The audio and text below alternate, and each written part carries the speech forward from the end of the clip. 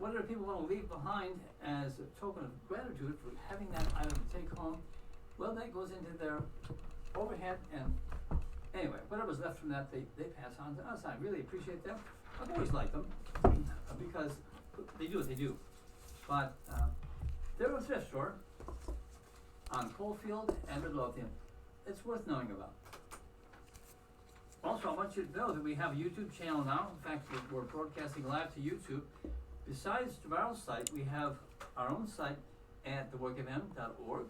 And you can come to our site and hit subscribe and ring the little bell, and that means they'll send you notices when something comes up from our channel. We're going to have all of our shows on both YouTube and Facebook, so you might want to have that notification button clicked, especially for the shows you particularly care for. Anyway, I think I'm running off with the mic here. I probably should turn things over to the gentleman who actually reserved this hour to talk to you about politics. And so without further ado, here is...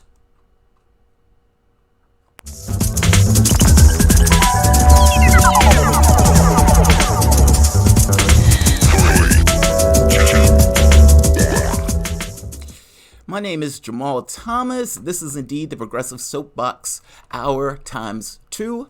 I will be here. I will be the voice in your ear for the next 2 hours on your radio or your drive home. I hope you guys have had an amazing, awesome day today. I'm not going to undercut this notion of a good day. I always say good day. I want you to guys have had an amazingly awesome day. And hopefully this tops off your evening as you go through in your drive time. I can't hear my earpiece. As you go through your particular drive time. Yeah. Oh, you can hear me? Okay, good. It's number 1. Hello? Okay, there we are. Yeah, that you guys have a good time as you guys go through your particular drive time on your way home. So, of course, the show deals in politics and the events that take place of the day, and I give my particular perspective of those things. I try to be honest and straightforward with my perspective. I try to be honest and straightforward with my ideology. I don't think there's a real thing called objectivity for the most part. All of us have our own personal experiences, and that point of view to some degree is ensconced within the context of that particular experience. As we look out on the election, and I only say that to say that I try to be straightforward within the context of who I am, and I try to get across to you who I am so you can compare that with what I'm saying, meaning there should be a certain degree of consistency in what I am saying. I also try to point out the stories or the areas to which I'm using in order to base my particular opinion on. So when I talk about election stuff, I do have a favorite in the race. I do have somebody who I want to win in that race because I have political objectives that I want to accomplish in the world. And that makes all the sense in the world since I tell you breathlessly what those political objectives are. You can compare what I say I am versus what I want. And my point is, you find those things to be consistent. I tend to float on the left, and that's putting it mildly. I tend to say I'm further to the left than most, but I only say that in the sense that I try to give people my idea of my political disposition. I don't have this notion that I can snap my fingers and the world will change. So I look at this stuff as you're kind of stuck in the context of politics in regards to what you believe you can get accomplished. We are in an election year. Clearly. We have elections in this country that run for like 2 years. Utterly insane, but nevertheless, what's at stake is the reason why these contests get longer and longer and longer. And then you have like $1 billion put into the race. And I'm going to imagine you're going to have even more than $1 billion put into this particular race, depending on who ends up winning in the Democratic primary. Before the heart attack, Sanders' campaign seems a bit sluggish. And it seemed that in the month of September, Elizabeth Warren was on the rise. She was ascendant. In fact, in those debates, arguing Medicare for all, standing side by side with Sanders, she ends up coming out like a rose. The mainstream media, particularly MSNBC, was giving her great coverage. They were almost like campaign ads in and of themselves. And in giving her that great coverage, her numbers went up. Not anymore.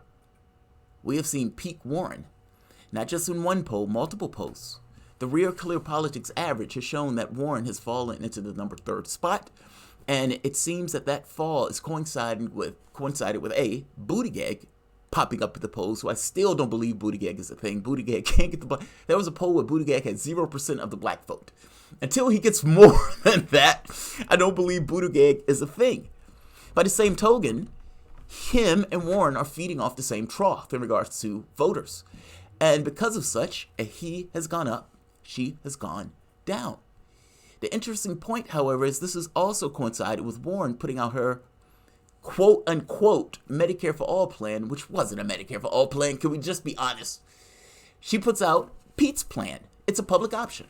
Now, there's nothing wrong with that public option, and under normal circumstances, if she ran with this in 2016, I would have thought this was the greatest thing since sliced bread, but this is not 2016. And what she said she was running with is not what she ended up disclosing. And the people in the Washington Post who was working with her campaign said, we had no idea we would have to flesh out a health care plan. We thought we could just staple ourselves to Bernie Sanders and just ride that till the wheels fell off. Well, having to put out a health care plan that was essentially picked apart because the numbers didn't make sense, and then finally putting out what she calls a Medicare for All transition plan, which is a public option, and in 3 years, given her best amount of force and fortitude, will try to fight for that public option. Now, the stock market spiked on this news for healthcare insurance companies because they understood that Warren was baloney, that this was a political plan that was planned to fail at a public option. She just wanted to staple herself to Medicare for All because it was popular. It's like Andrew Yang saying he's for Medicare for All when he's not. It's like Peter Buttigieg says, I'm Medicare for All who want it, which is really what Warren's plan was. But again, the key phrase in here is Medicare for something. They understand that Medicare for All is the gold standard. That is a bill. That is a bill written by Sanders. Now, in the writing of that bill, people who are saying they're for Medicare for something understands that Medicare for All is the standard. And just like women in beer commercials, they want to associate themselves with something wholesome and lovely. Think about the way Coke commercials have those horses that go jogging in the snow. It's a beautiful picture. When I think back to my childhood, oddly enough, I have that corporate commercial in my head.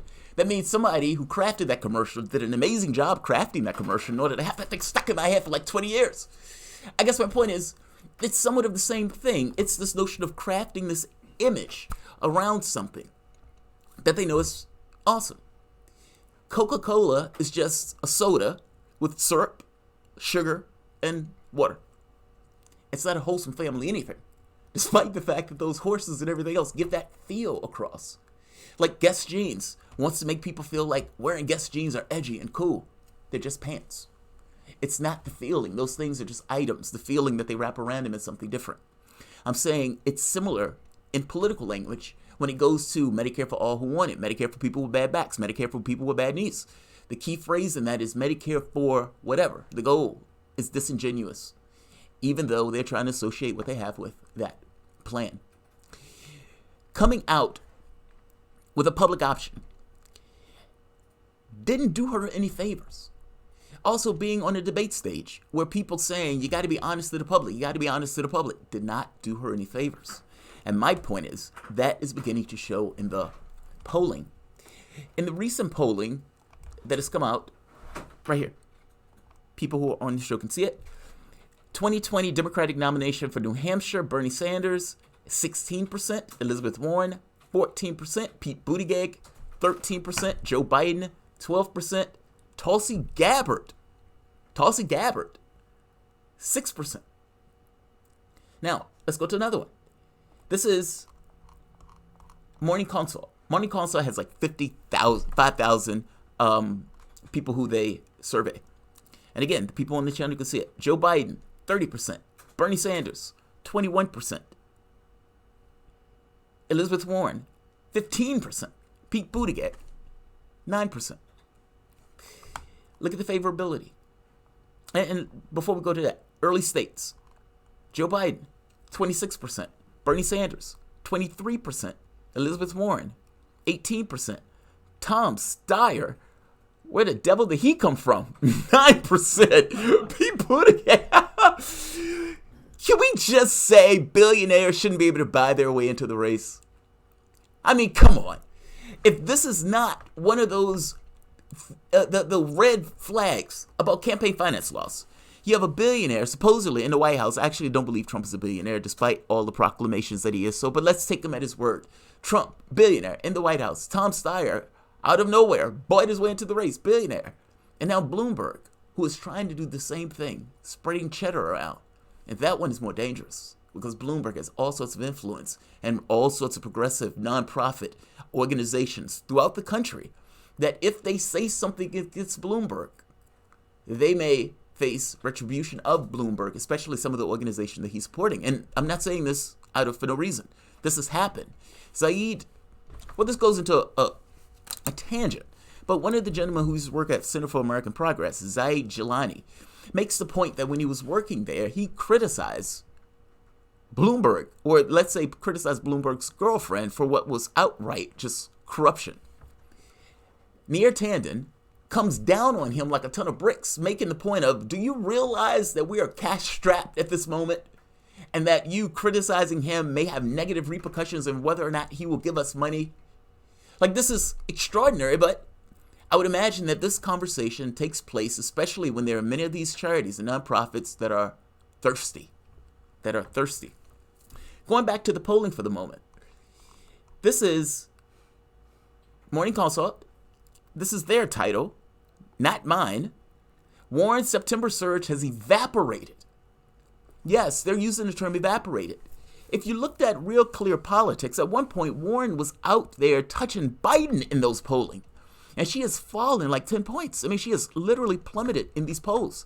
And in September, she was on fire. Their point is, she has reached a low point going all the way back, not seen since August. This gets worse, though. The decline in her polling numbers has been driven statistically by drops among almost every demographic group surveyed. Democratic primary voters in October, 21%, down to 15% in November. White postgraduate degrees, 31% in October, 21% in November. Income greater than $100,000 a year. In October, 24%. November, 15%. Liberals, 24%. In October, 16%. In November, age 65 and above, 25%. In October, 16%. In November, extremely politically interested, 28% in October, 19% in November. Top issue, healthcare, 23% in October, 16% in November. And this is not just one poll. If you go to multiple polls, you would see her decline or her barely keeping it even. But in lieu of that, you would also see Buttigieg go up in some of these polls. Even though, like I said, I still don't buy that Buttigieg is a thing. New Hampshire and Iowa are two states that have a high white population, and that tends to be one of Buttigieg's strongest constituencies. Let's say it that way. That's not good or bad. That's kind of just is. And in the case where Warren is also pulling these people, if they are feeding off the same trough, the rise of Buttigieg is the fall of Warren. And the problem is, when you have multiple people on the debate stage that is asking her something that the audience, to some degree, already knows, it hurts her. Like, think back what I mean for the moment. She's on the debate stage. The debate announcer says, are you going to increase middle-class taxes for health insurance? Now, up to this point, she said, I'm with Bernie. And she's made amazing arguments and actually strengthened the arguments for Medicare for all in her arguing this in theory. She says she doesn't answer that. Sanders does. And it creates this feeding frenzy where they continuously ask her, are you going to raise middle-class taxes? Are you going to raise middle-class taxes? Are you going to raise middle-class taxes? And for the American public assumes that that answer is yes. Because in their heads, how am I going to get something for nothing? Meaning, if you're going to get rid of all of my medical debt, all of this stuff outside of me, when I go to the doctor, when I get a surgery, when all of that stuff is going to go away, and ultimately I'm just paying out of it, of my taxes, then I have some expectation to actually pay out of my taxes for my own health care, because I know health care is not free. The public itself expects a particular answer. Even the media, in asking her the very question, gets across that they expect a particular answer of yes. And unfortunately for her, Sanders, who wrote the bill, just says, yes, your taxes are going to modestly go up. By the same token, the savings, the amount that you're going to save from the standpoint of your paycheck is going to be a largest tax increase in a generation. 2 economists said that from Berkeley. My point is, the public expected a particular answer. And she would have had to given them something that would have went beyond their own expectations of the answer. And what she put out came across as slightly dodgy. And then when she put out the final bill, or the final plan, that was effectively Pete's plan, well, some of the people in her camp felt betrayed, and others felt she wasn't being honest. And I think that ate into her on the perspective of healthcare. Right now, she's shifted her campaign to associate herself with movements to which she has zero association, be it women's, labor, across the board. That's fine. I would say she's looking for something to energize her campaign, to move her out of this rut that she has found herself in. Between her competitors in this case, Buttigieg seems ascendant to whatever degree that is in real terms. Biden and his constituencies have stayed constant. Sanders' constituencies have stayed constant and have not peeled off. And in fact, to linger one note on Sanders, his favorability is through the roof on this poll, ahead of everybody else, and his voter block across multiple polls. Because again, the issue is not the individual numbers in the polls are important, but it's more so trends. Which constituency does this particular person have? Meaning, I know that Biden is electability, and I know that Sanders are Hispanics and the young voters. I know that Warren, at the very least, used to be white liberals, and it seems that that's what Buttigieg's constituency is. If Biden's constituency of African Americans and people who find him to be electable starts to break away, that's a trend. That's a breaking of a trend. And that breaking of a trend will have certain consequences from the standpoint of his polling, if I'm right. Meaning, I look at trends more so than the individual numbers. The individual numbers are important insofar as they're represented by those trends. I hope that makes sense. I mean, ultimately, when I talk about these polls, I try to talk about these polls kind of in multiple polls and in what these polls are telling us from a trend standpoint. Biden, electability. If that fades, Biden will be toast. If Sanders somehow used the youth vote, he will be toast.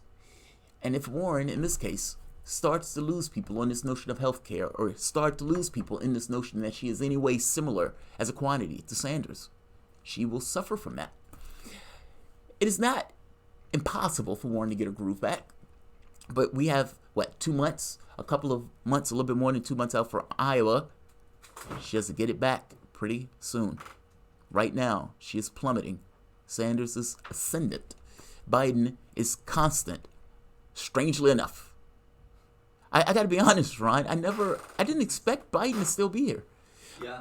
Like, after his gas. Yeah, and what I realized, my expectations was that Biden was going to have a hard time getting through a progressive primary or an electorate that is clearly moved to the left. And from the standpoint of Warren and Sanders, meaning a socialist and a person aping a socialist, it gets a clear impression of what the Democratic Party wants. Like 60% are on those sides. From Biden's standpoint, what ended up happening was electability. That people cared more than anything else about electability, especially from the standpoint of older African Americans, where from that, it made it stick-to-itive. Meaning he could gaffe, didn't matter. He could say whatever he had on his campaign, it didn't matter. From their standpoint, we know Joe Biden, and he's the guy that we can sell to the rest of the population. And he, when you're looking at the polling, again, trends, comes up as safe. Sanders and Warren, risky. A lot of that is propaganda. For the last, 20, 30 years, third-way Democrats have had full control of the party and the roost. And what have they said? This is all we can do. Incrementalism is the greatest thing on the planet. And you guys have nowhere else to go. And not just you guys have nowhere else to go. We are going to take this Faustian bargain. We're going to take all this money from these oligarchs. We're not going to deal with economic issues. And you will stay with us. Because again, you have nowhere else to go. And you get that for 20, 30, 40 years. You can't have nice things. You can't have nice things. Stop asking for nice things. Stop wanting nice things. And the people who wanted nice things and said we could have nice things were put into a corner. And now you have these guys in 2016 where Sanders blows the lid off that and people feel the burn. The Democratic Party is shocked that people were feeling the burn. And he blew this section of the political space wide open. And now he is running in the space to which he created in 2016. I mean, it's amazing. But because of 30, 40 years, it takes somewhat of a deprogramming to get across to people that, yes, you can have nice things. We can have visionary politics where we make a decision on something that we want to do and we do those things that we say that we want to do as a collective. No, you can't get those things accomplished just by political technocratic action. It will take political force. It will take a large number of people involved in the political process, not split up identity lines, not, this breaking up, but white, black, gay, straight, transgender, all of it, across the board, walking in tandem for a political accomplish and objective. Closing ranks. But that's what it is. You have an entrenched political system from the standpoint of third-way Democrats that have gotten rid of all of these New Dealers. And that's not going to be changed overnight, nor is it going to be changed just by getting somebody in office who will give this kind of technocratic, I'm just going to push legislation politics. It does take a political revolution if you want change. But let's just be very clear. Just because it's difficult doesn't mean it's impossible. And there have been all sorts of political upheavals all throughout the course of our political history. Teddy Roosevelt, trust buster, he was one of them. FDR, he was one of them. And for the longest time, you can make an argument that that hasn't been the case. Maybe JFK and maybe LBJ in the context of civil rights on foreign policy, LBJ gets problematic to say the least. But it is not impossible, which is my point. We've had these visionary politics before. We can have those again. And just because you've been told that you can't have nice things and you've been gaslit for the last 40 years, come out of your slumber. Come out of your slumber. This is WRWK 93.9 FM, The Work.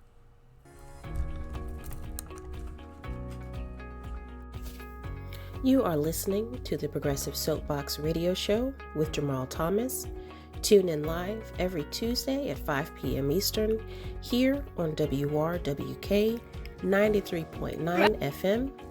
You can also always listen live online at theworkfm.org. That's WORKFM.org. Let's introduce Underdog. Check out the website and click on the link that says Listen Now. If you are enjoying the broadcast, please consider underwriting this show or one of the other great shows aired here on WRWK 93.9 FM, your radio station of, by, and for the people. Jamarl will be taking calls during the last 20 minutes of the show, so please call in to share your thoughts and questions at 6:40 p.m. The number for WRWK is 804-464-1089. And again, the phone lines will be open only during the last 93.9 FM, The Work. I want to thank all of you for joining me today. I hope you guys are having not just a decent show, but a decent day also. Life is short, and we often are put in positions where we have to do things that we don't necessarily want to do to get from point A to point B. So if you can find some joy in life, I hope you will find it. Also, Thanksgiving is coming up, so I want to wish you all a happy Thanksgiving. It's funny, I had lost track of the holidays. Last year, at this time, my wife and I were in Poland, if I'm not mistaken, Czech Republic. And we were there, we were doing traveling across the world, and her and I would go into these various shops, but in one particular place, in Czech Republic, we were at the Polish border, and we're in this kind of small town that puts you in the mind of like a snow globe. If you were looking at Czech Republic, it literally, in many respects, these towns look like snow globes, especially when it is freezing cold outside, which for the most part was every day. We're walking through the supermarket, enamored just because, all of these new looking products and everything else, it seems almost foreign, but you have some items that are there that put you in the mind of home. And you're playing Christmas music. My wife is like, can they speak the words? Like they're playing like Rudolph the Red-Nosed Reindeer, stuff like that. She's like, wow, listen to this. Can they speak? Do they know the language? Also, this was before Thanksgiving for us. And we were like, wow, they skipped Thanksgiving. But of course, there is no Thanksgiving because we're in a different country. I do want to wish you all a happy Thanksgiving, though. So, before I start off on the next topic, I was watching the debates the other day, and a few things became clear from the debates. One, MSNBC should not host debates. Straight off. That organization, had a propagandist on there, Rachel Maddow, who's essentially a conspiracy theory for the last 3 years. But beyond that point, going beyond the people who were hosting the debate, the questions were so bizarre. I don't trust MSNBC, and I'm not wrong for this distrust. Andrew Yang has come out and complained, gone to the point of saying, I am not going back on MSNBC unless I get an apology. He says, I want an apology. He doesn't like the way he was treated, and not just that, Andrew Yang kind of has a point. Oftentimes when they would show polling, they would exclude him from the polling as if he didn't exist, despite the fact that he was doing better than many of the other candidates who was in the race. And his thing was speaking time. He had less speaking time than anybody else in the race, despite the fact that he has a dedicated following that is polling higher than many of the other participants, mainstream names, that are in the race. He has a point. Bernie Sanders, the gentleman who I mentioned before, he is a thorn in their shoe. Bernie Sanders can't be ignored at this point. That's the issue for Sanders. It doesn't stop them from going on saying you're sexist if you support him. That's extraordinary. Them going on saying he's anti-woman. Again, quite extraordinary for a network to do and to say. And I made the point before that one of the gentlemen that used to work for MSNBC ends up working on RT, but he said he believes he was fired for not supporting or for supporting Sanders. He makes the point that he was there when Sanders was about to give his announcement. A senator about to give an announcement. And he's called by the network and told, you will not do this broadcast. Now, he realized, or at least he strongly believed, that his support of Sanders and his wanting to do that was part and parcel to the reason he was fired. His name is going to come to me in a moment. All I'm saying is, MSNBC has clear biases. They are part of the Democratic machine. And by the way, I wouldn't care all that much about those biases if those biases were just outwardly stated. They say they lean left. I would argue they lean corporatist left. And there are certain people who get in their craw.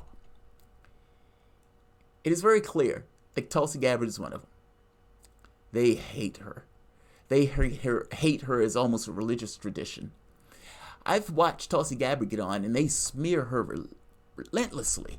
And they would immediately ask her, why do you always go on Fox? Believe it or not, if you've ever watched Gabbard on Fox, those are actually very good interviews. There's a neocon who knows he's a neocon versus Gabbard, who is not, in the sense that she doesn't like these interventionist wars. And oftentimes, they will go at it. They will go at it. Tulsi gives as good as she gets, but it's a substantial conversation. It's not the smears. It's not the, hey, so you grew up in a cult, right? You're anti-gay, right? I mean, it's these horrible smears. Putin wants you to get out of those countries, right? I mean, Putin wants us to leave Syria, and if Putin wants us to leave Syria, and you want us to leave Syria, are you not working at the behest of Vladimir Putin? Now, this is lunacy, of course. Just because a person has a particular foreign policy points of view that says we don't want our troops invading other countries, if that is beneficial to somebody somewhere else, what do I care if the modus operandi of that particular choice is what is in the best interest of this particular country? Why do I care? Vladimir Putin doesn't want us to nuke Oklahoma, so we got to nuke Oklahoma. I mean, the politics that we've gotten into has just gotten utterly and entirely bizarre. Clinton calls this woman a Putin puppet. Gabbard, who stepped down in order to support Bernie Sanders, got an extraordinarily nasty letter from the Clinton camp essentially saying you disrespected Hillary Clinton for supporting Bernie Sanders. In no way did they forget that woman stepped down. Part of this has to do with that. Part of it has to do with her bucking the establishment narrative in regards to these notions of war. And part of it has to do with her blurring this line within the standpoint of the left and the right. Whatever the reason, it has gone to a religious level. It's way out of proportions. It's one thing if you criticize Gabbard for something substantial. If I mention I don't like her position on Kashmir, it's weak. If I mention that it took her forever to come out for Bolivia and I have no idea why it took her that long, and she's a foreign policy candidate, like there are things that you can mention about Gabbard that are substantive, that are fair game, but a lot of what takes place on MSNBC when she's talking to the host are not those things. They're just smears, masquerading as an interview. Gabbard, MSNBC debate, gets asked, well, let me show it this way. They allow Kamala Harris, who has a history with Gabbard, if you remember. Kamala Harris's campaign was effectively ended by Tulsi Gabbard. Tulsi Gabbard gives a 30-second truth bomb that brings up all of Kamala Harris's failings, or at the very least 10% of them, and it was enough to scare the devil out of the audience. The audience recoiled. Kamala Harris, who had floated up to the number 2 spot, plummeted back down to earth. Gabbard did that. And I would imagine if your name was Kamala Harris, you'd be smarting and angry at that. And MSNBC, who works as a propaganda outlet for the DNC and just don't want to own up to the fact that they work as a propaganda outlet for the Democratic Party, also has this hatred for Gabbard. They allow her to tee up on Kamala Harris. Now, Gabbard, despite not feeling well in this debate, when she got the opportunity, did well. She shredded Pete Buttigieg and had him angry and pissed off at the end of that exchange. But MSNBC also allowed Kamala Harris to tee up on Tulsi Gabbard, almost as if to make up for Tulsi Gabbard ending her campaign. And it wasn't even a question, by the way. When Tulsi Gabbard answered the question that they gave her, she didn't mention Kamala Harris. It had nothing to do with Kamala Harris. They just allowed Kamala Harris to answer. Would you like to take a shot at Tulsi Gabbard? SNL also noticed this. Listen to this SNL skit. This SNL skit is funny, true, in some odd way. And in a weird way, if your name is Tulsi Gabbard, I would imagine you don't mind this particular skit. Let's introduce underdog candidate and tonight's villain, Tulsi Gabbard. Thank you, Rachel. What an honor it is to be on this stage with my fellow candidates. I want you to know that I smell your fear and it makes me stronger. I'm wearing the white suit of your fallen hero, Hillary Clinton. Now fight me, cowards. Senator Harris? Now, the funny part, one of the smear articles that came out immediately after the debates showed Tulsi Gabbard and essentially saying, with this kind of, rhetoric, that this white suit is a little bit tired and that she looks like she was leading a cult. Same author, when Hillary Clinton wore a white pantsuit, didn't have that issue and thought that white pantsuit was perfectly fine. Let's go back to this. There's a little bit more to this. They're going to get involved in regards to her talking about Kamala. Would you like to respond? Tulsi, I'm going to be real with you, all right? You scare the hell out of me. Tulsi Gabbard, time for your closing statement. I have no interest in those Dalmatian puppies. I yield my time. And let's introduce underdog candidate. The sad part? That kind of is how it went. That's not that far from the truth. And what happened? Gabbard is standing there and they allow Kamala to tee up. Now, despite allowing her to tee up, Gabbard defending herself pretty well. She takes a punch better than anybody else. She gives back as good as she gets. But from the Democratic Party standpoint, that does seem to be the way they see her. And SNL kind of framing it this way does get across a certain truth about that particular debate. At the end of the debate, you get a conversation, and it's not even a conversation. Chris Matthews is talking to Gabbard. And Schmidt is giving his 2 cents on this. Steve Schmidt. I don't know if you know who he is, but I'm going to talk about Steve Schmidt in a minute. Listen to what he says about Gabbard in this clip. This woman, I thought your performance was dishonest. I think your positions are extreme. And one question I would have for you is, why did you go to Syria to meet Bashar al-Assad? What was the intent of your visit there? And why were you so dishonest with regard to the mayor, insisting that he called for plans to invade Mexico, which, of course, he did not? So this boils down to a clip where Tulsi Gabbard made the point that Pete Buttigieg wanted to use military in Mexico. Pete Buttigieg did say that. That was something that Pete Buttigieg said. Let's be very clear.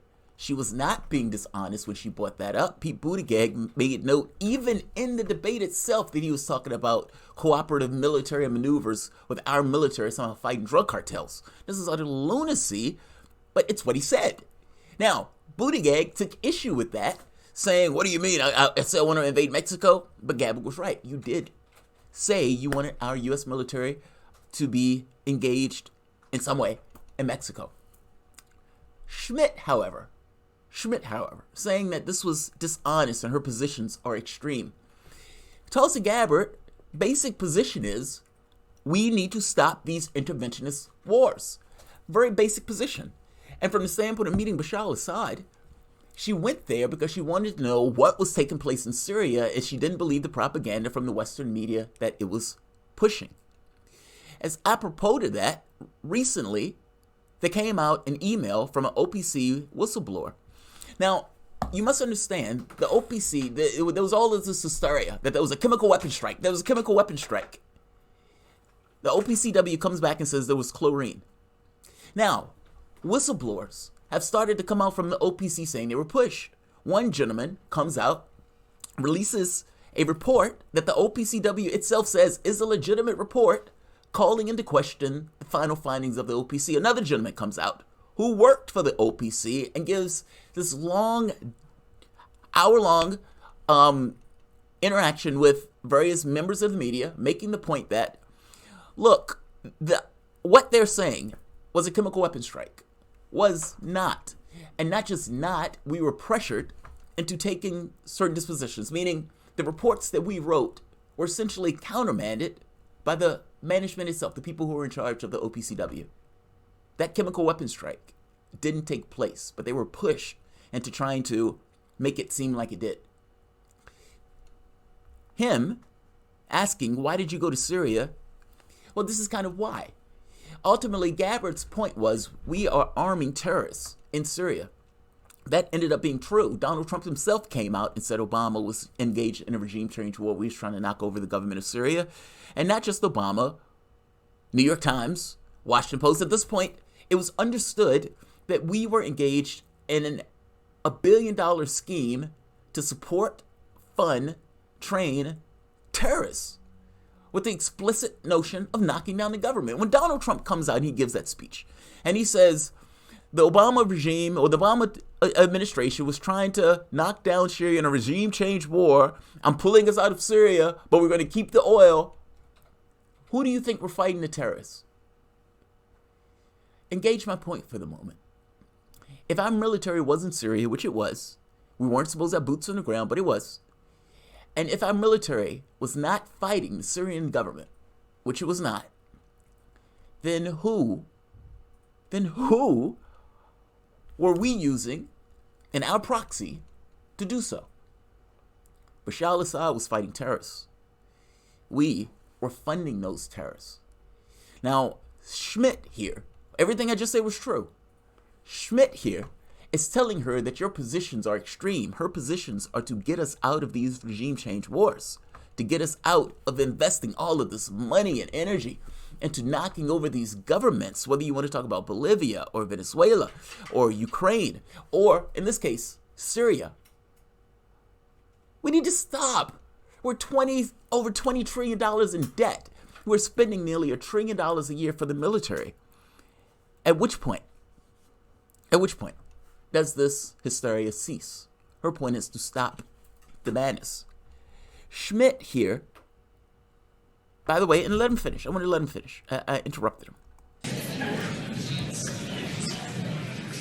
Tulsi. Well, if you look at what the mayor said in response to the woman who asked him the question about Mexico, I was merely citing what the mayor responded to. Look, the commander-in-chief and the qualifications necessary to serve in that role are incredibly important. The experience and understanding about foreign policy, about national security, is something that I bring to the table and that I challenged Pete Buttigieg on, showing that he lacks that experience. I've served in Congress for 7 years on the Foreign Affairs Committee, on the Armed Services Committee, on the Homeland Security Committees, meeting with world leaders. I wish he would have just asked, what of my positions do you think are extreme? Have the debate. That's something that you don't typically have on MSNBC from the standpoint of her foreign policy positions. I would have loved for her to say, what foreign policy positions am I espousing that you find to be extreme? Because right now, Steve Schmidt is saying this in somewhat of an abstract way without pinning down exactly what he is talking about. She is answering this in an abstract way. I love it when she gets into these foreign policy discussions between her and other neocons, because it allows her to clarify her positions and the American public can see what she is saying in a clear way and what he is saying in a clear way and make a determination on which one they think is more credible. You see this on Fox News, by the way. When something comes up with Syria, something comes up with North Korea, and she would get out and she would make her pitch. And the neocons on Fox News would argue with her about it. And they were able to go back and forth in regards to kind of, you get a clarified version of what she thinks and what he thinks. I hate the way he goes after her in this. And by the way, this is Steve Schmidt. If that name is not familiar to you, that is the person who introduced Sarah Palin into our political discussions.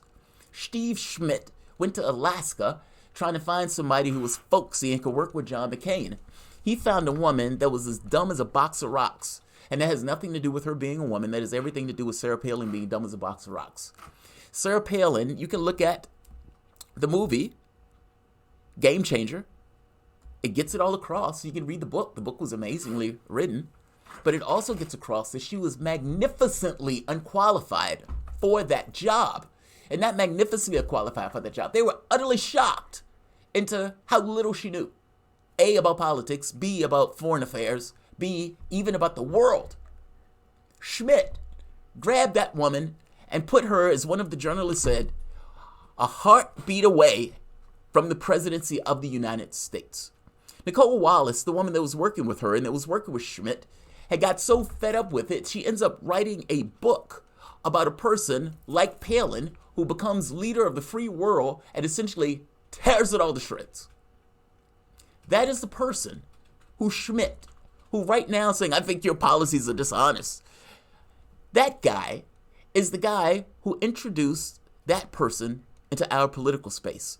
We've had to live with Sarah Palin, for 8 years or 7 years into the Obama presidency and beyond, all because Schmidt, for political opportunism, brought her into the political discussion. John McCain could have potentially died in office just from the stress of being president. And he was willing to take that risk with Sarah Palin just for political expedience. Also, just so we're clear, Schmidt was the guy backing McCain. McCain has not found a country that he did not like or want to bomb. I understand that McCain is against torture, and that's great that he's against torture. By the same token, being against torture but being okay with bombing and maiming, it's as if the bombs themselves are not a certain torture as a person is burning to death. I don't quite understand that perspective of the world. And yet, that is the perspective by which John McCain was running and by which Steve Schmidt was backing. I would have loved for Schmidt and Tulsi for her to went further into this notion of what they were fighting about. There's a little bit more. Let me working with military command. I just hate for her to have to continuously explain, these are my qualifications for this job. I'm a soldier. I've fought in our military. And you guys are calling me a Putin puppet because I have a different political disposition than you. By the way, this is dangerous politics. It's as if the argument is made that you can never change the hegemonic point of view in regards to the way that we use our military. Did you know that at one point the U.S. was not a pacifist nation. I mean, we went for our own objectives in regards to our own sort of neo-colonialism. But we were anti-interventionists at one point. We didn't want to get involved in those wars in World War I and World War II. If you remember, the United States stayed out of those military interventions in Europe. We stayed out for the longest time in World War II, even though FDR was sending this kind of the payment program, lend and lease program. Ultimately, we weren't entirely engaged in that war. We didn't want to be engaged in the war. We did end up getting in it, but it wasn't necessarily the first thought. I'm saying the point of view of countries shift and change. And right now you have both parties that are fighting hard in order to keep the current disposition of this country towards military affairs and interventionist politics. Don't allow yourself to be fooled by all the humanitarian castings by which we drape ourselves in as we go about knocking over governments while screaming at the same token freedom and democracy.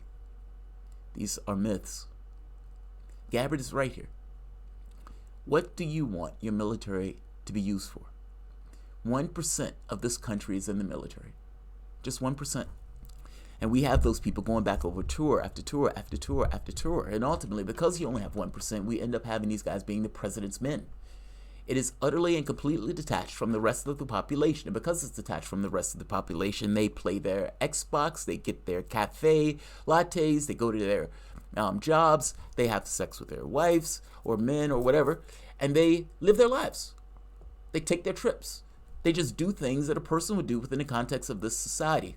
While there are other people who are doing things that are caustic and hazardous to the lives of other people in other parts of the world.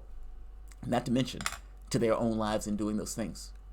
We ask our people who put on the uniform that we want you to protect this nation from enemies foreign and domestic. And ultimately we enshrine a certain, let's say, responsibility in them putting on that uniform to represent the interests of this country. By the same token, we should have a responsibility to them, not just from the standpoint of when they get back from those conflicts, but also to not send them into conflicts if they don't need to be sent into conflicts. We used to have our Department of War. That's more honest, as opposed to right now the political castings of the Department of Defense. But we are sending these guys who put on this uniform not out for reasons of protecting this nation. We just code it in those terms, but often for geopolitical politics and for capitalistic economic self-interest. War is a racket. It's been that way for a very long time. And Gabbard making this point and being smeared for it, consistently smeared for it by a Democratic Party and a Republican Party that for the most part are both war parties. This has to change. And in the same way Sanders made that space in 2016 where everybody smeared him for being sexist just for running against Hillary Clinton and for them saying, oh, there's no chance for this socialist to go anywhere in this race calling for those lefty policies. I mean, that guy wants to increase taxes on the rich. Surprise. The American public was for it. I would put to you that, given the perspective between Schmidt and Gabbard, if that perspective was elucidated, where she asked him, exactly which policies don't you agree with? And engage on those terms. She'd win that argument. I've seen her win that argument over and over and over again. But that's the pathway you got to walk through. You need somebody to make that point. My support of Gabbard falls into two main reasons.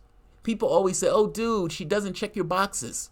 That's true, she doesn't check all my boxes. But the two main things that I like her for, and I want her on that stage for, and I find it to be pertinent that she remains on that stage for, let's say three things. One, you supported my guy in 2016. That is a big deal to me. That is a very big deal to me. Two, on foreign policy, you are my sword. When Tulsi Gabbard gets out there and she makes those arguments on the debate stage, there is nobody else that's there to make that argument. And oftentimes, the argument that she makes is similar to my own.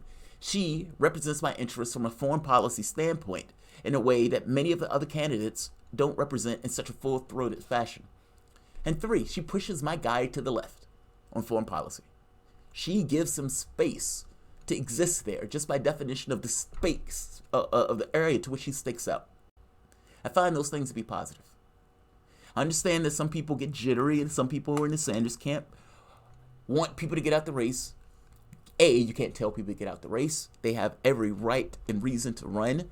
People either vote for them or they don't. They make their case or they don't. B, I don't think it hurts them. You can make a case that says it may take a few votes away from them, but it's not taking votes from anybody. Ultimately, they are their own people. If we are indeed trying to get to the point where we have less war, that we're spending less money on the military budget, and that money is used and invested at home, where we have a different perspective in the way that we engage the world, be it South America or be it in Asia. Well, not even just Asia, in Europe. It has to start somewhere. And I would make the case to you that all of the slings and arrows that Tulsi Gabbard has taken, for the most part, she has remained unmoved. And her remaining unmoved allows a space on the left, in the sense of foreign policy, an argument that is made that you have not heard in a very, very long time. Welcome to the Progressive Soapbox. This is WWRK 93.9 FM, The Work. Yes. You are listening to the Progressive Soapbox Radio Show with Jamarl Thomas.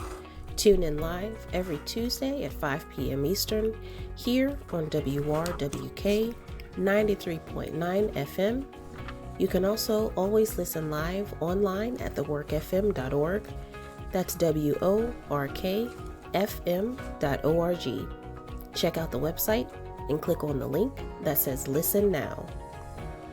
If you are enjoying the broadcast, please consider underwriting this show or one of the other great shows aired here on WRWK 93.9 FM, your radio station of, by, and for the people.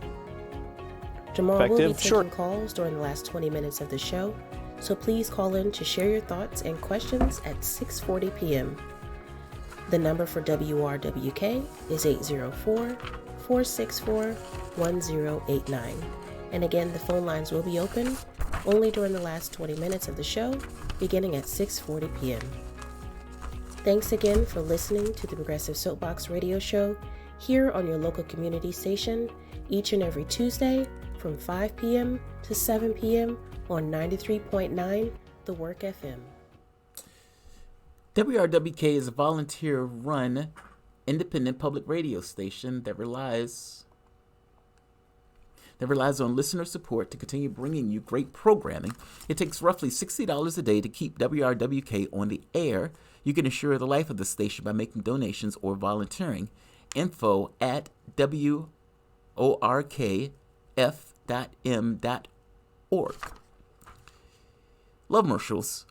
Love Commercials are brought to you by a partnership between the Work FM and InnerWorks Center for Richmond. The InnerWorks Center, formerly Chrysalis, is a 25-year-old Richmond nonprofit that promotes well-being through programs that inspire curiosity, cultivate mindfulness, and awaken the spirit. The InnerWorks Center envisions an individual and collective human experience rich in compassion, authenticity, and meaning. Info at www.innerworkcenter.org. I wish for a world like that too. I strongly suspect that if you were born into a different world, you would be different. I mean, obviously. If you were born on Vulcan, you would act like a Vulcan. If you were born in ancient Japan, you would act like you were somebody who was in ancient Japan. There may be an aspect of you that floats between 2 points, meaning you may have certain political dispositions and everything else, but ultimately, who you are is bouncing up against whatever your society is. And there's never a situation of you to just be you independently of that society.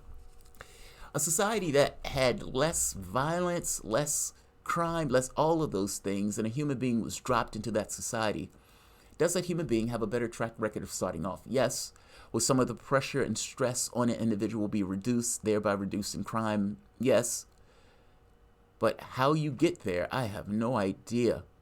And in our society, that's basically competitive. All sorts of incentives come into play for people to behave in particular ways, many of which are not necessarily great. I often hear people talk about this notion of human nature, as if human nature is, this thing floating in a vacuum, floating in space. Oh, human nature will always be this way. Oh, that's just human nature. Always missing the water that's surrounding the fish. You are in the context of a system. You can make an argument of human nature, but you always have to add human nature in something. there's no situation in which human beings are just floating in a vacuum.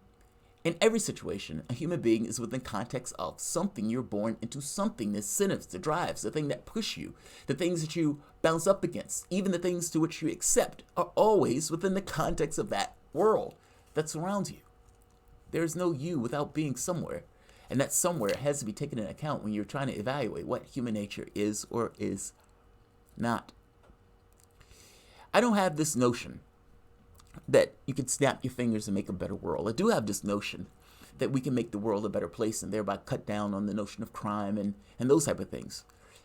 Having people live lives that are less vulnerable, less difficulty, matters. It matters greatly. If you are a human being and you believe human beings have some level of value associated with them, should that value be espoused in the society and in the laws itself to which those human beings exist in? Personally, I would say yes. My political disposition goes in that route of saying, yes, I think human beings have value. I think, as such, I do think we should take care of ourselves on top of pretty much everything else. People over profit.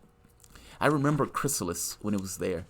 I never went in the building, but I do remember it when it was there. It was across the street from Elwood Thompson and from... I can't think of the name. Aquarium Bookshop.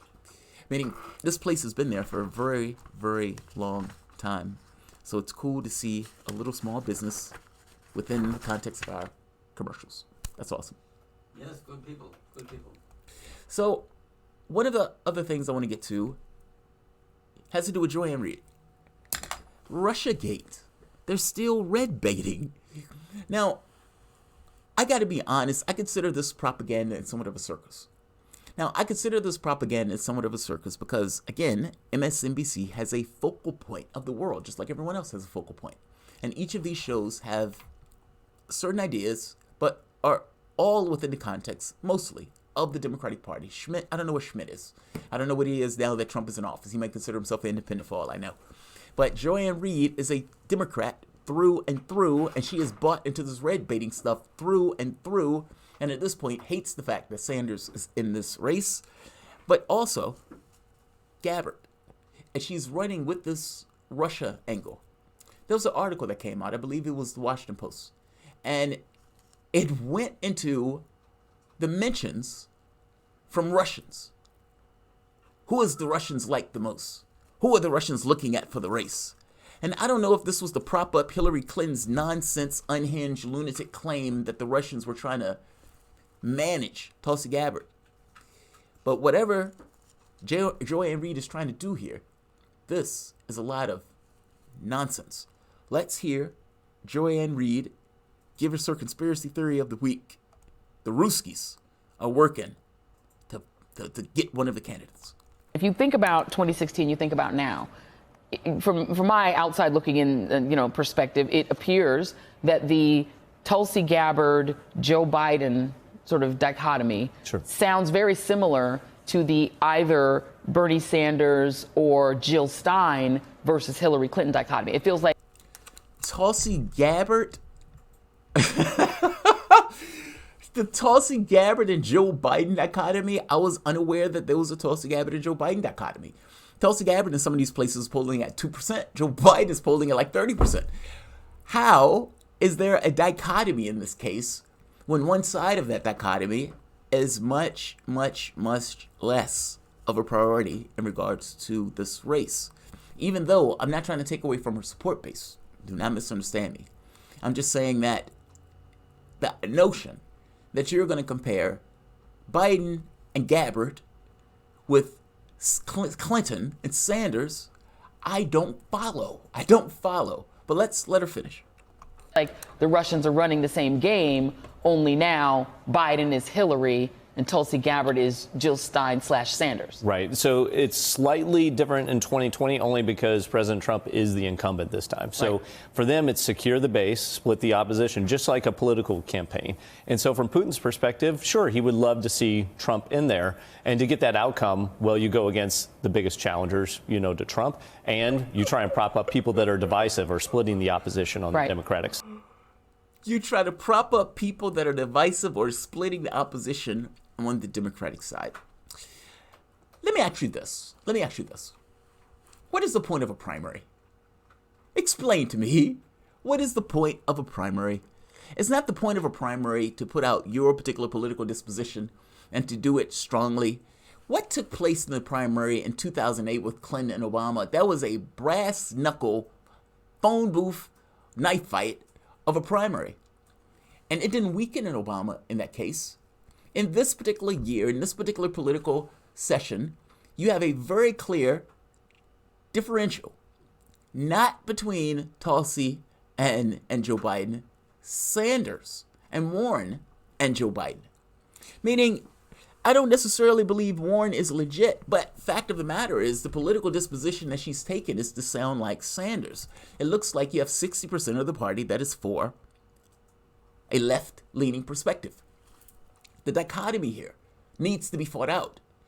You have a question on what does it mean to be a Democrat, and you have various bases that are vying to make that case of we're what it means to be a Democrat with an audience that tries to make a determination on what that is. In the context of this, you have superdelegates, you have massive amounts, billions of dollars that will be spent from healthcare and from other lobbyists in order to stop somebody like Sanders from getting in the race. Or for that matter, potentially even to stop somebody like Warren, even though I don't necessarily think they're going to fight as hard on that front. My point here is it's not the Russians. It's not the Russians. You have a civil war in your party because there are elements of the party that says we want Medicare for all, we want expansion of Social Security, we want to get rid of student debt. There are things that they want. We want a Green New Deal. We want taxes on the rich. I would go so far as to say we want workers and more agency in the means of their production. And those things are popular. Those things are popular. But that is not what the current establishment of the Democratic Party is. And because that's not where the establishment is, a fight does need to take place in regards to what does it mean to be a Democrat. That's a natural fight brought about by the environmental circumstance and based on the differences within their political contingencies. If I say I want Medicare for all and your party doesn't buy into that, how would I ever get Medicare for all if I just play kumbaya? The point is you don't. It's a competitive process for a reason. This is not the Russians grooming anyone. This is hysterical by Joanne Reed. And I got to be honest, it's somewhat of a conspiracy theorist talking about Vladimir Putin is happy with the vision in the Democratic Party as if Vladimir Putin is looking at the various candidates and putting money behind one candidate versus another. This is utter lunacy. This is utter lunacy. But this is MSNBC. And this is where they have gone. To make that point a bit clearer, meaning this two sides thing, meaning it's not Clinton and Tulsi. I think that's, it's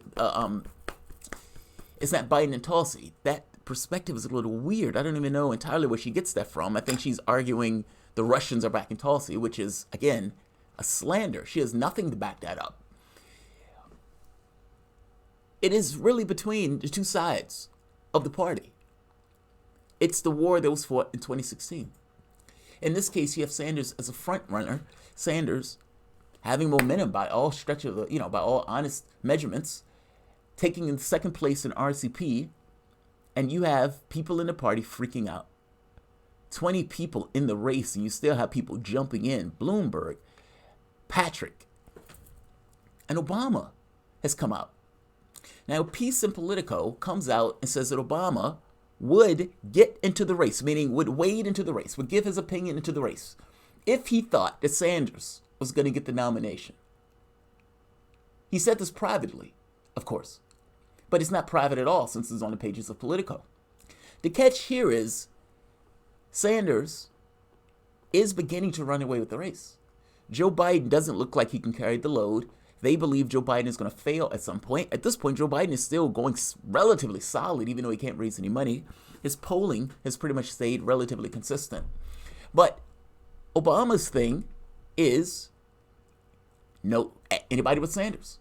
But if you remember, this was an argument that was being made early on, where they was like, oh my God, we got to stop Sanders. They had these anti-Sanders meetings. The issue here is a faction of the party, third-way Democrats, that had taken over the party and gotten rid of the New Deal Democrats. And they made the argument, we're the left. This is as far as the left can go. There is nothing beyond these points. It's like ancient Rome. The moment that you get to the border, the Hadrian Wall, that's it. This is the end of the earth. And you find somebody who's standing out there where they say is a vacuum, and he seems to be getting a lot of support. If he's standing there, what does that make you? The third way Democrats was able to get rid of the New Deal Democrats, and for the last 40 years have had control of that party, making this argument you have nowhere else to go. You have to toe this particular line. You may not like us, but you better support us, otherwise the monsters are going to have time to roam. The catch here is that argument has started to fall on deaf ears, at least to a particular contingent of the party. And after losing the House, the Senate, Supreme Court, 1,100 seats, it's amazing that Obama could talk. After losing to Trump, meaning Clinton losing to Trump, given this notion that something was dodgy in his own presidency. Nevertheless, here he is. Here he is. And he's here to tell you to deaden your expectations. The man who screamed hope and change into every mic is now Mr. Hopeless. And he's out here taking swipes at the lefties in the race. Another point in this had to do with legacy. Obama made the point that if Elizabeth Warren ran in 2017 or 2016, it would mean, especially if she got a large amount of support, that it would be a repudiation of his legacy. Think about that for the moment. Don't get me wrong, he is right, but that's not a reason for you not to support somebody who A, has a better chance, and B, has a better pathway for a country. Meaning, because after all, if your argument is, if she was able to galvanize a large amount of support, and that would be a repudiation of your presidency, that would mean by definition she's popular. If he cares that much about his legacy, where he would have felt like it was an outright repudiation for Elizabeth Warren to run, what does he think about Sanders? I mean, Sanders ultimately won like 46% of the delegates. And this year round, the argument really does boil down to, do you agree with Sanders or not? It is an outright repudiation of his presidency. There are two factors that are aligned in Obama's thinking in this that I would argue. One is legacy, but one is third-way Democrats and a defense of a hegemonic norm in the Democratic Party. Sanders is trying to change it. He's trying to reinsole it. Obama, being the last Democrat in this process, people question, why did that percentage of your voters go to Trump? Was your presidency hope and change after all? And if this gentleman who's standing over here is talking about big, bold, progressive ideas, and he's able to accomplish those big, bold, progressive ideas, what does it make your legacy? Third-way Democratic politics and legacy for Obama are intertwined in this particular issue. It has to burn him to stay beyond the sidelines and see Sanders get this much support for things like Medicare for all, when Obamacare was only a few years away. It has to burn him to see all of these visionary political ideas, when for the most part, he was the one that screamed hope and change and didn't deliver on the hope and change. It has to burn him that there's a true believer that has galvanized a large segment, a majority segment, at least from the standpoint of ideas, of the Democratic Party, and is enthused, to put it mildly, to go in that direction.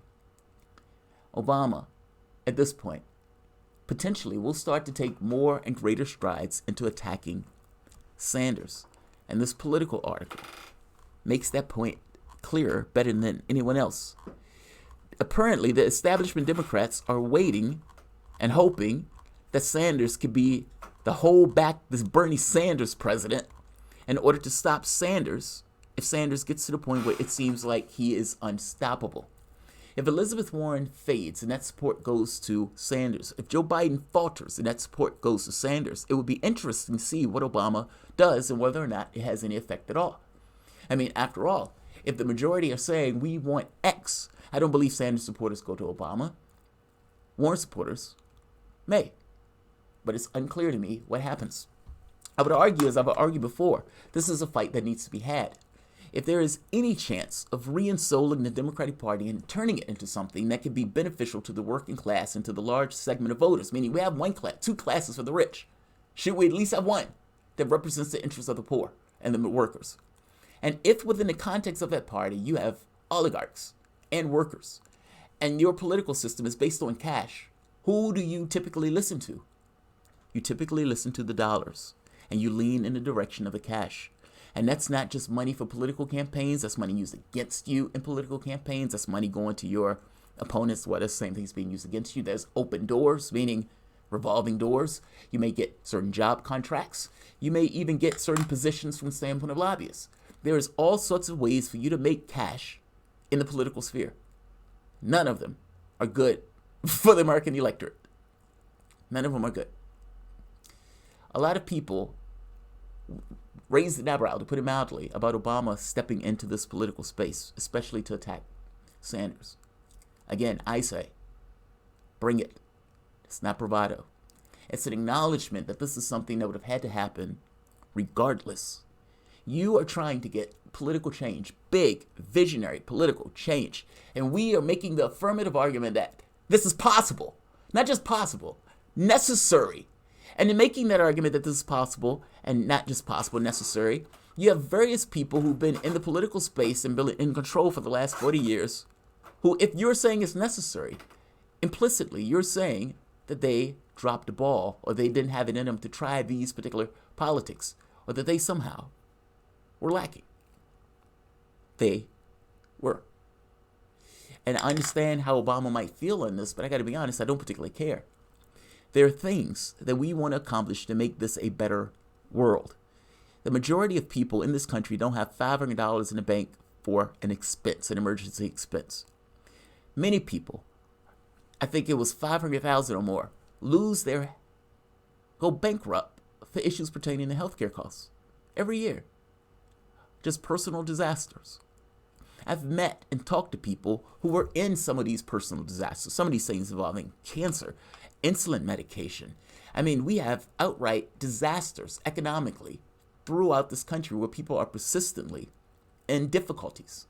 95% of the jobs that Obama created were low-wage jobs or contract jobs. Conversely, 95% of the wealth went to the top 1%. And this is a president that screamed hope and change. This is about class. I hope you understand that. One person is fighting for the proletariat and trying to reinstate the Democratic Party. Or at the very least, you could say that there's a large group of people consider themselves on the left that are trying to reinstate the party.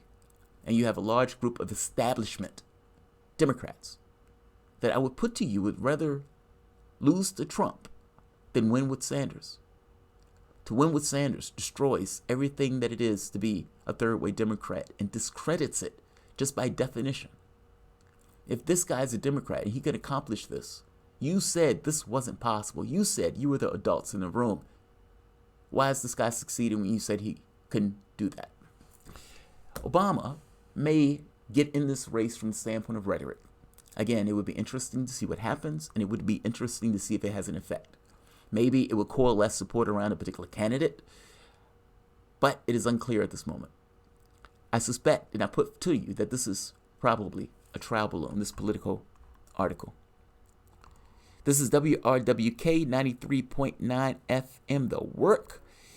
Guys, if you enjoy and dig this content, please consider underwriting this content. You can call at 804-464-1089, 804-464-1089. We would absolutely appreciate your assistance in keeping this channel ticking along.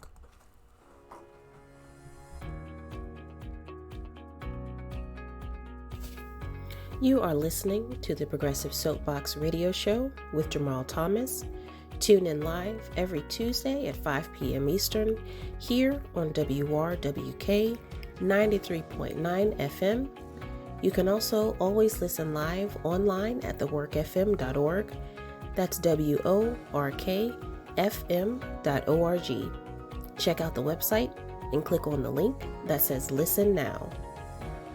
If you are enjoying the broadcast, please consider underwriting this show or one of the other great shows aired here on WRWK 93.9 FM, your radio station of, by, and for the people. Jamarl will be taking calls during the last 20 minutes of the show, so please call in to share your thoughts and questions at 6:40 p.m. The number for WRWK is 804-464-1089. And again, the phone lines will be open only during the last 20 minutes of the show, beginning at 6:40 p.m. Thanks again for listening to the Progressive Soapbox Radio Show here on your local community station each and every Tuesday from 5 p.m. to 7 p.m. on 93.9 The Work FM.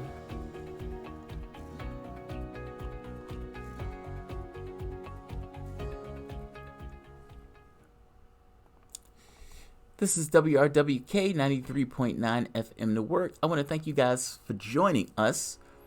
This is it's 6:15 on the radio dial. I would like to go to some chats because I always miss these.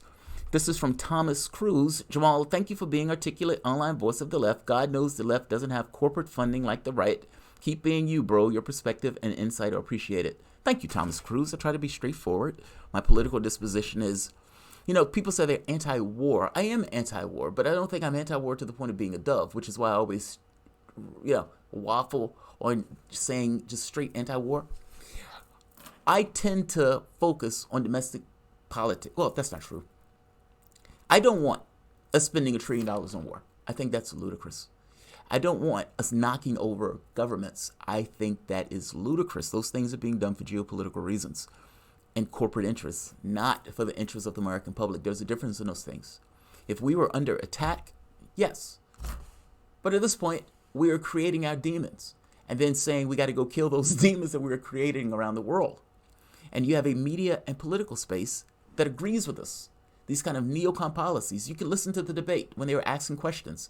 Do you think we should increase the size of the military? Such an odd question to ask somebody on foreign policy. That question was given to Elizabeth Warren as opposed to asking her a real question on foreign policy. Yes, I think we need to change. And at the very least, we need a segment of the population that says we need to change. Here's the rub, and here's the difficulty. The military budget is not inflated entirely because we're out there supposedly killing terrorists. Some of this has to do with it being a jobs program. In the various districts that people have, you have congressmen that are in a particular district. What happens to that congressman if he says cut the budget and he loses, let's say, 100 jobs in his district? Will that congressman be punished? If there are companies all across the United States, then it creates an incentive for those congressmen to not cut the military budget because cutting the military budget may mean jobs in their particular areas. We've turned our military into a jobs program.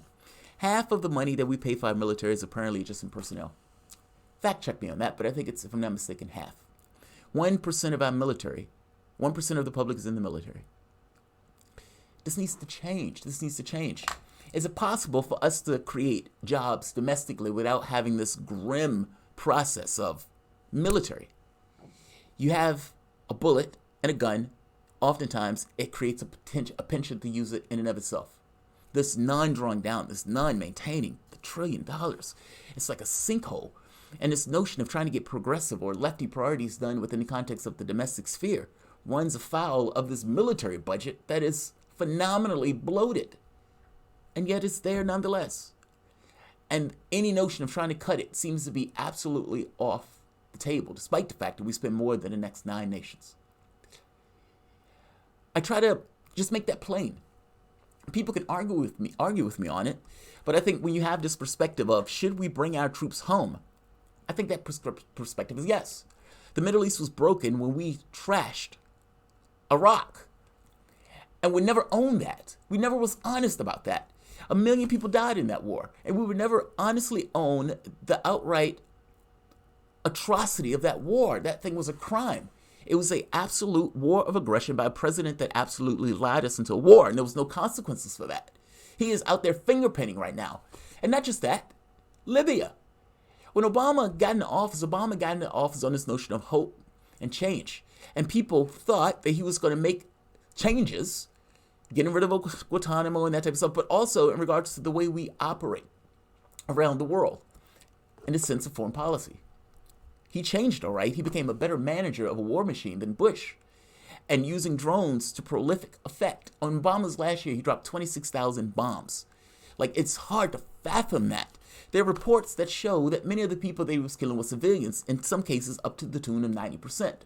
At that point, the majority of the people you're murdering are civilians. Look, even if you want to say 70%, let's just be very clear that the majority of the people you're killing are civilians, and every so often you hit a terrorist. He outright destroyed Libya. the Obama administration worked in clandestine ways. This is media sources like Washington Post, Wall Street Journal, all these other sources, worked in secret. I think this was Reuters. Behind the scenes, in order to support and fund terrorists in order to go into Libya. Now, when they reported the story, what they made the point that you realize was two things were happening. There was the overt level of politics of Obama. Oh, these Gaddafi's going to murder his people. We got to go in. We got to drop these bombs, these humanitarian bombs. And don't worry, these humanitarian bombs will dance around like raindrops and only hit bad people. And the public said, okay, it's Obama. We trust him, so fair enough. And we're not going to put boots on the ground, so fair enough. France, UK joined. Now, behind the scenes, Obama was funding and supporting terrorists to go into Libya, create all sorts of havoc. Now, these two topics work in tandem. Oh my God, Gaddafi is going to murder these people. By the same token, Gaddafi is fighting terrorists, which gives you the ability to say, oh my God, Gaddafi was going to murder these people, which allows in an overt way for you to do airstrikes. Meaning, from the standpoint of the public is thinking, okay, Gaddafi's going to kill his people. I take Obama at his word. And yeah, we got to do this. And champion that as a policy success. For the longest time, MSNBC, the left, championed that as a policy success, or Democrats. And then you find out they're roving gangs. They're selling blacks. You can buy a black safe for $400. Like, this was an outright failure. We utterly and entirely destroyed that country. And then the same thing we tried to do to Syria. These were policies. These were covert policies that the Obama administration took through without necessarily telling the public that he was on this regime change kick. Why am I bringing up Libya? Right now, there's a civil war in Libya brought about by the bombings of the West, especially from the decisions of Obama and, in this case, Clinton. She was more gun-ho for it than Obama. Libya's civil war creates opening for ISIS as return counterterrorism efforts falter. Effectively, the vacuum that was left in Syria, still to this day, after the Obama administration went along with this bombing campaign, has effectively led an opening for ISIS to reassert itself. That's basically what the article is saying. Whether or not they blame this on Obama to the way that I am is kind of besides the point. Ultimately, you are a human being, you're rational, and you know that there was a bombing campaign that took place. Hillary Clinton giggled like a schoolgirl. We came, we saw, he died. And what she was talking about was the US and the UK and France helping with bombs in order to allow the terrorists to go in and drag Gaddafi out and sodomize him with a machete. Thanks, Obama. Thanks, Obama. Now ISIS may have another playground. My angst at this is that oftentimes when people go in and intrude into these countries, oftentimes they turn those things into a basket case, not for the betterment of the country. And you can look back at the fires that were being set across the globe.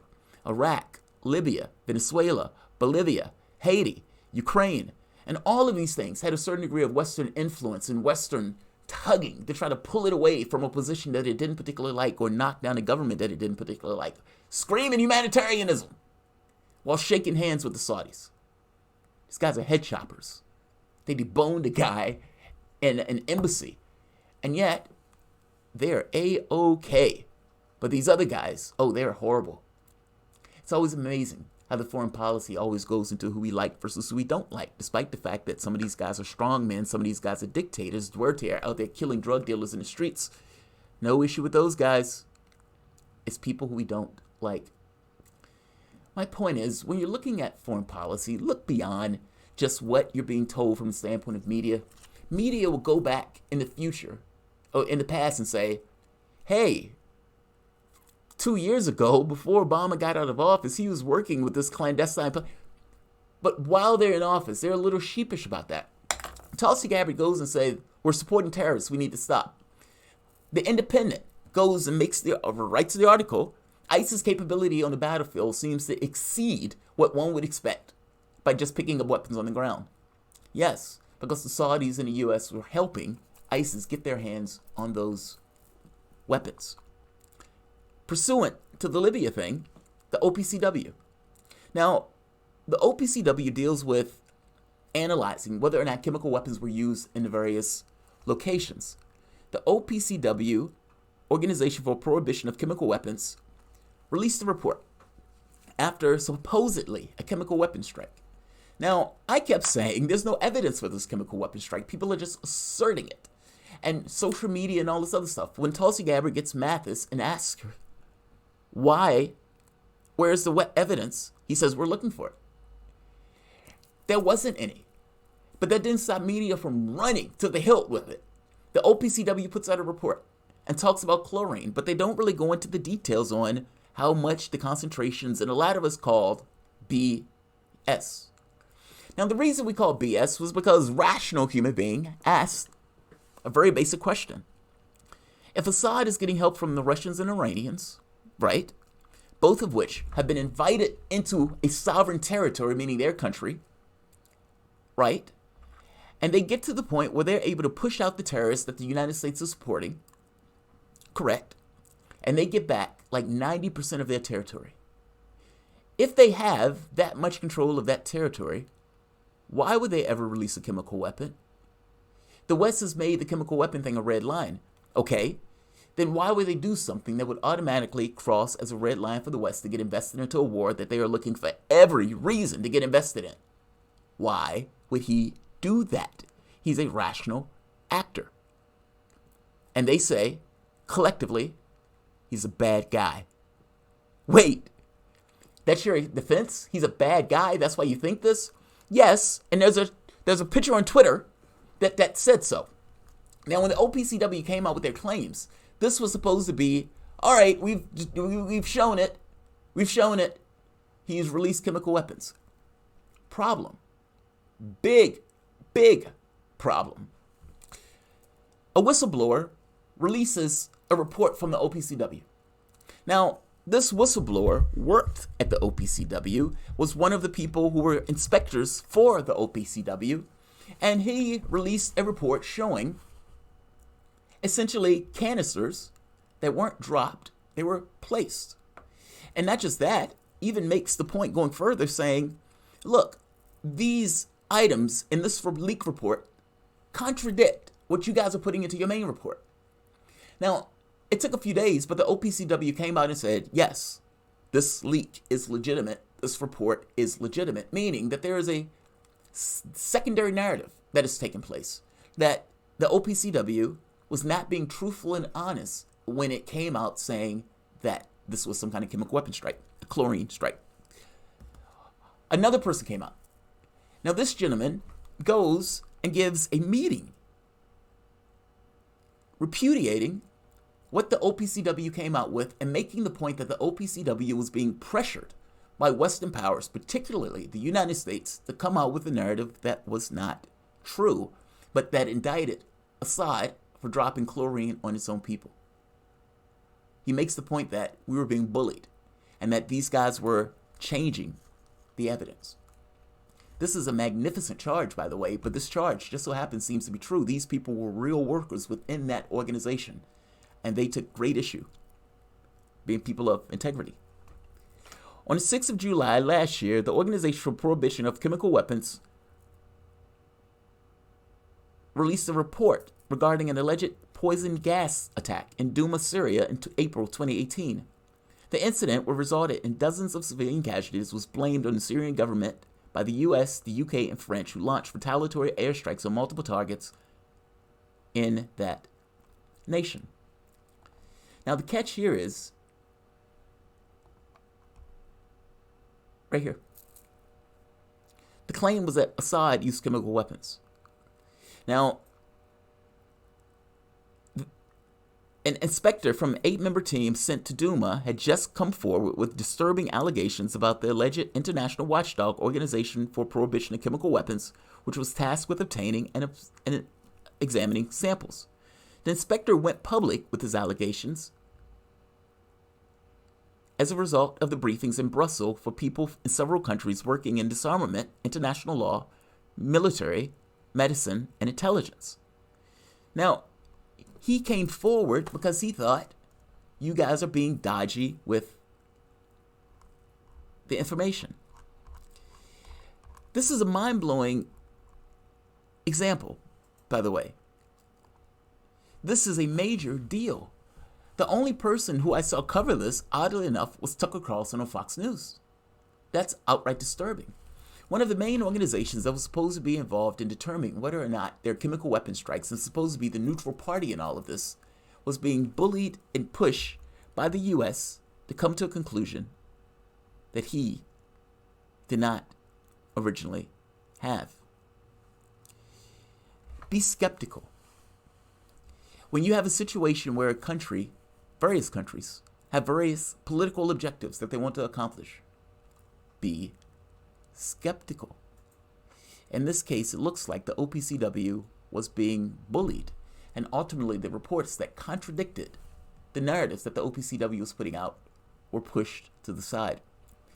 What came out recently was an email that WikiLeaks released.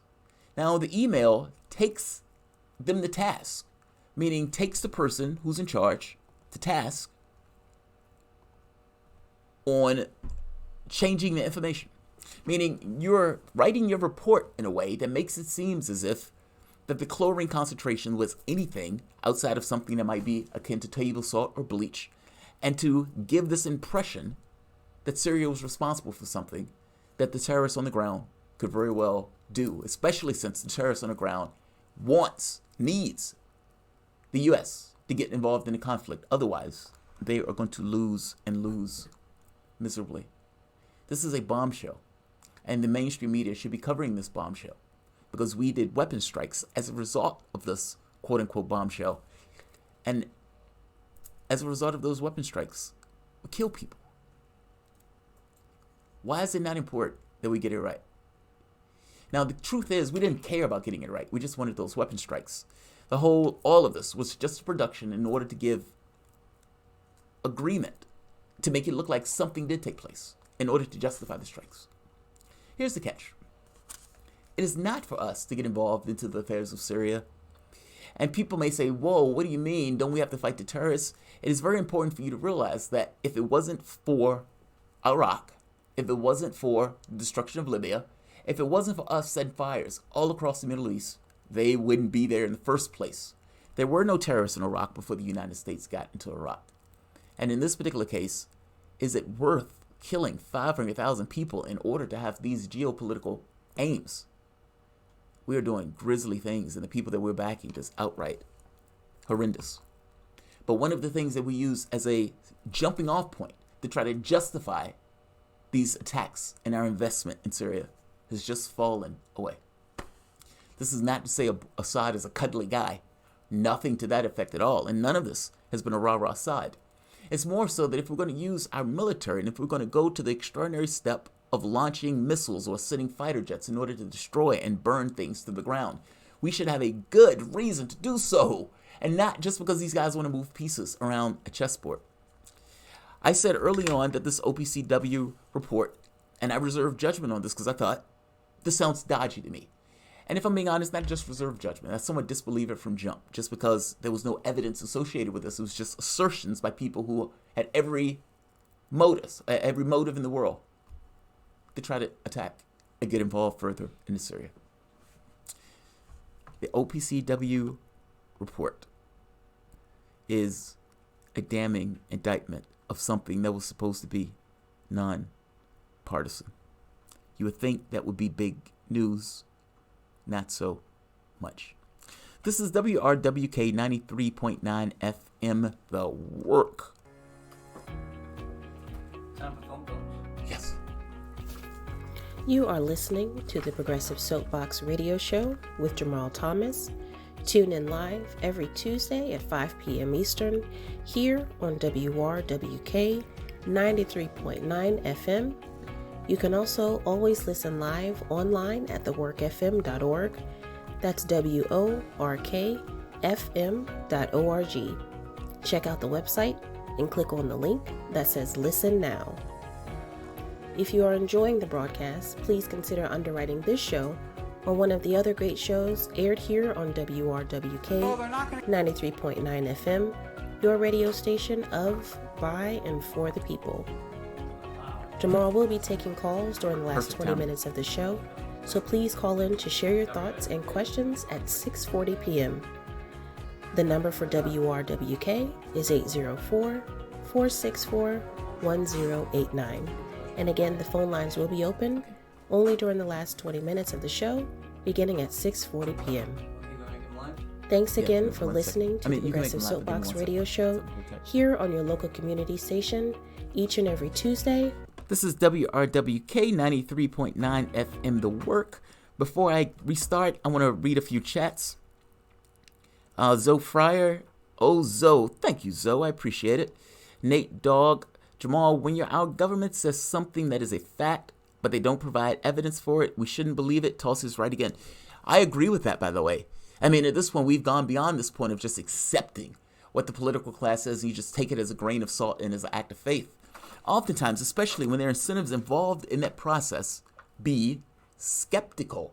You can use historical context to determine whether or not you think the government is being more trustworthy or not. You can't necessarily just trust the politician, especially when there are larger objectives afoot. And Marcus Will, if I can find that. Oh, did you see Michael Moore joining in the smears against Tulsi, waiting for Chomsky mask to slip and smear Tulsi too? See, I don't know if Chomsky is going to smear Tulsi. Michael Moore, look, we're in a political campaign. And in that political campaign, especially from the standpoint of Sanders supporters, there's something very specific that you want. And you can see it. You can taste it. You're so close. It is the first time in my lifetime there's been a candidate that is authentically, consistently pushed for a particular political agenda and has been honest about it. He hasn't been hiding the ball. And because of that, and you can see a pathway for the first time in your lifetime, people get very defensive of that pathway. A lot of people who, born out of the situation themselves, have decided and started to get a little bit antsy at the other candidates in the race who they believe are blocking their path. Personally, I don't believe Tulsi is blocking my path. I think she's an asset to Sanders, at the very least from the standpoint of being on the left. I could be wrong on that, but I do think that. Not to mention she supported him in 2016, so to some degree she gets the benefit of the doubt from me. I don't think that Moore should be attacking her unfairly, if that's indeed what has taken place. This channel, I don't think I smear Tulsi. I think I try to defend her in many respects, and I do try to make it clear that my political objectives, especially from the standpoint of foreign policy, but beyond anybody else, at the very least in a specific way, and she talks about it. Because Sanders is a foreign policy candidate also. That's why I like Sanders in some respects. But from a full-throated defense of various items, she doesn't. Now, I don't know what Moore's entire political disposition is and the things he wants. I know he supports Sanders. So the process itself is probably making him antsy, just like it's making a lot of us antsy. The process drives conflict. It's a competitive process. It's not that I like it. It's just people tend to act out in various ways. We have Dan on the line. What's going on, Dan? I'm doing all right. So what do you want to talk about today? I want to talk about Mayor Pete. Uh-oh. What's going on with Pete? So I'm curious, since he has 0% black support. Yes. I'm curious where the mainstream media isn't coming out with the smears like they did against Bernie Sanders with the Bernie Bros. So I'm curious, why are those smears not showing up? If the smears were to start showing up, would they call it Obama boys or Bernie Bros? Would it be Butt boys? Thanks, man. I'll take this off air. Go ahead. Yeah, go ahead. On all series though, I was looking at a few numbers because it astounded me that Mayor Pete talks about legalizing marijuana nationally. Yes. But he hasn't done anything about decriminalization in South Bend while he was mayor for 8 years. Also, in 2011, about 11,000 people voted for him and a 20% turnout for that race. But 4 years later, he only got about 8,000 votes. Wow. Turnout. So he can't even maintain a good voting percentage in his own city where he's from. And so I just you could take that off the air, but I just wanted to maybe address some of those things. And also I don't know did. But I think, between him and Tulsi, or I'm sorry, not him and Tulsi, Kamala Harris, it was kind of funny to me that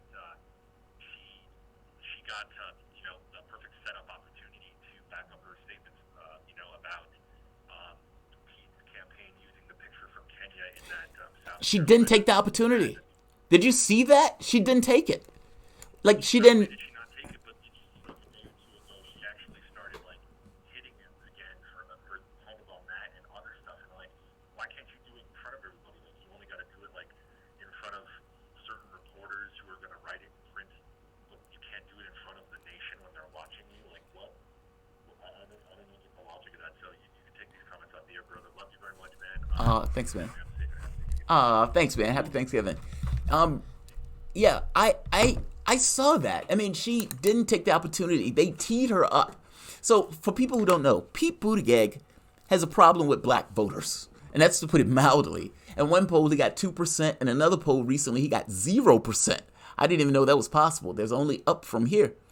So Buttigieg trying to deal with this issue because it is impossible to get through the Democratic primary without the black vote. Ask Bernie Sanders. He can tell you that in spades.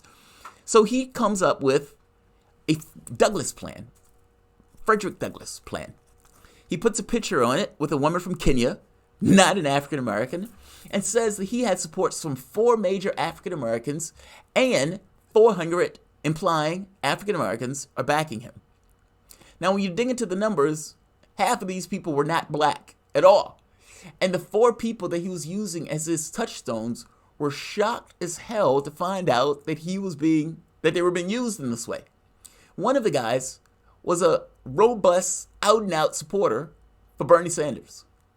Now, when he's on the debate stage and Kamala Harris gets the opportunity to hit him for this, the woman who put a knife in Joe Biden didn't touch him. In fact, she backed away from it. She didn't go in order to kind of bring up the fact that, yeah, this is somewhat of a fail. This is fantastically dishonest. And you just outright lied in order to con people into supporting you who are of an African American descent. She didn't do it. I don't know if it's because she still doesn't believe Pete Buttigieg is a thing. But at this point, I got to be honest, Kamala Harris is behind Pete Buttigieg in many of these polls, if not all of these polls. And if you're going to go after anybody, that seems to be a fair, honest target they hit, especially since that was something that Buttigieg did, in fact, do. I don't know if she just doesn't want to use that as a touchstone. I have no idea. It was just really strange. She seems unprepared to be able to go after him for it. By the same token, Buttigieg not getting the black vote and not being successful in his own state, I think those things are telling. I mean, if you're running as a mayor and then you get less support and the next time you run, it gets across this notion that maybe people weren't happy with you and the way that you were running. And to blow that up to a national profile, I think it bespeaks of a problem that he has in the electorate. We are in a different political space. And in that different political space, you have various people who try to espouse certain ideas and try to coat themselves in certain things. I've often said that Buttigieg is the gay Obama. And again, that's nothing to do with a slur or smear. I mean that literally, in the sense that he is, in fact, gay, but also he projects himself in an Obama-esque way. In fact, it's somewhat of a compliment in regards to oratory skills. It is not a compliment in the sense that I think he's a BSer, just like the last Obama, the original, was. Buttigieg has a problem. By the same token, what Buttigieg is getting right now is the Warren treatment. What I mean by that is the media itself has lavished a certain amount of praise and attention on Buttigieg, and that attention has shown with a upping in the polls. For people who think that mainstream media is entirely dead and not a factor in regards to moving the polls, this is a key example of that answer being no. That is not entirely true. Whether the answer is Warren campaign imploded, whether the answer is Buttigieg for somehow got some level of traction, it does coincide with the media's attention on him. If that media attention leaves or turns, will he shrivel up? I got to be honest, I still don't buy that Buttigieg is a thing.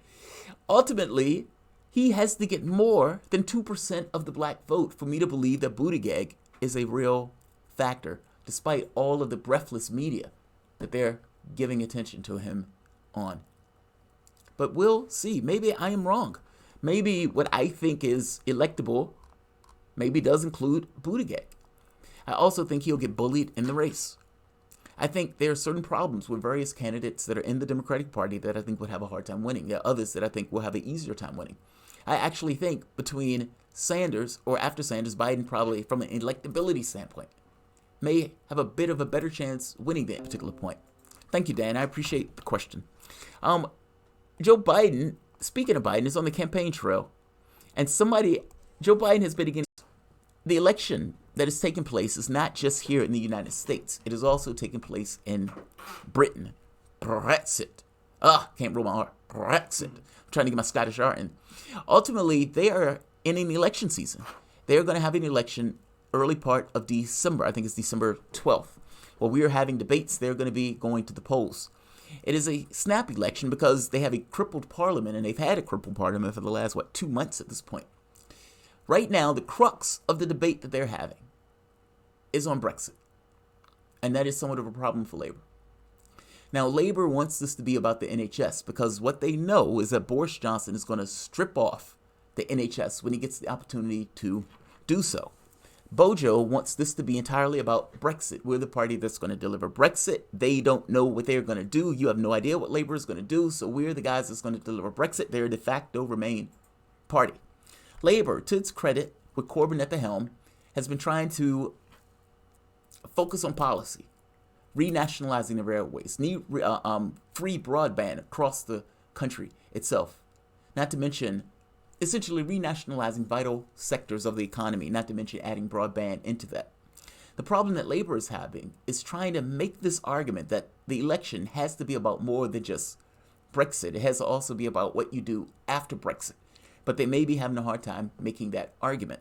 But we're unclear on whether or not they're going to be road rates. I mean, there's always possible for inroads. But right now, polling looks as if they have a hard way to go. One of the smears that has taken place in the BBC is this notion that Bernie Sanders is an anti-Semite. This is a disgusting smear. Ultimately,